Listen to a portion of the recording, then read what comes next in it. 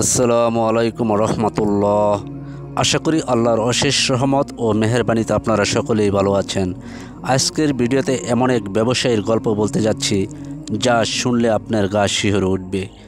জীবিকা নির্বাহের জন্য আমরা বিভিন্ন রকমের পেশা অবলম্বন করে থাকি, তার মধ্যে একটি হলো ব্যবসা।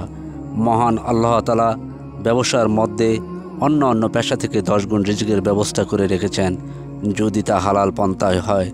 আর যদি হারাম পন্থায় হয় তাহলে তার শাস্তির পরিণামও সেই রকম হয়।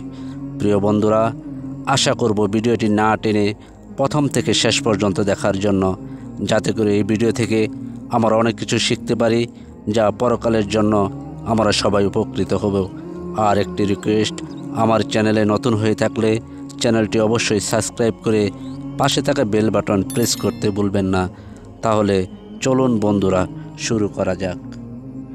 তখন ছিল সাহাবে কেরামের যুগ। প্রিয় নবী সাল্লাল্লাহু আলাইহি ওয়াসাল্লাম দুনিয়া থেকে বিদায় নিয়েছেন বেশ আগেই। সেই সাথে পরজগতে পানি জমিয়েছেন অনেক সাহাবীও। একদিনের কথা, এক ব্যক্তি ইন্তিকাল করল। যথারীতি তাকে কাফন পরানো হলো, সবাই মিলে জানাজাও দেওয়া হলো।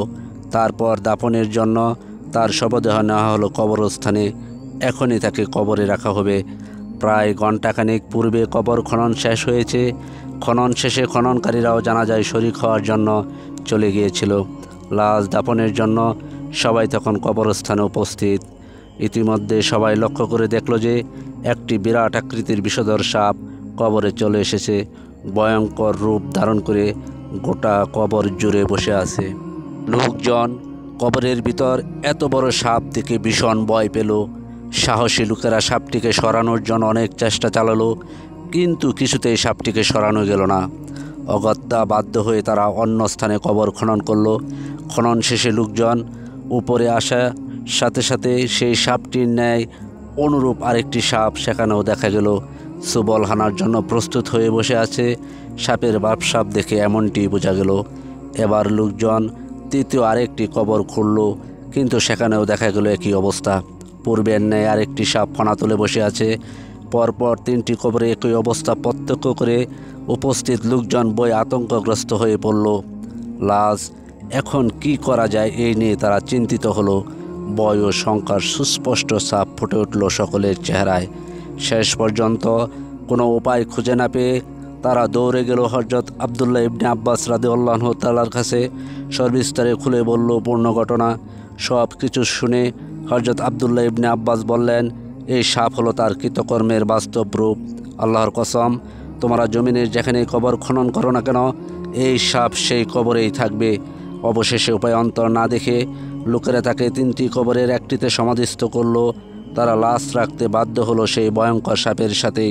পরবর্তীতে মৃত ব্যক্তির বিবিকে এই ঘটনা শোনানো হলে সে বলল, আমার স্বামী গমের ব্যবসা করতেন। প্রায়ই তাকে দেখতাম অধিক লাভের জন্য গমের সাথে জব মিশিয়ে তিনি বাজারে বিক্রি করতেন। আমার মনে হয় তার এই অপকর্মই মৃত্যুর পর সাপ হয়ে তার সামনে আত্মপ্রকাশ করেছে। প্রিয় বন্ধুরা, উক্ত ঘটনা থেকে আমরা শিক্ষা নিতে পারি আমাদের ভালোভাবে স্মরণ রাখা দরকার যে প্রত্যেক মুসলমানের নিজ নিজ পেশা সংক্রান্ত মাসলা মাসেল জানা অপরিহার্য। অন্যথায় যে কোনো ভুলভ্রান্তি হলে এর দায়িত্ব আমাদেরকেই বহন করতে হবে এবং সম্মুখীন হতে হবে কঠিন থেকে কঠিনতর শাস্তির।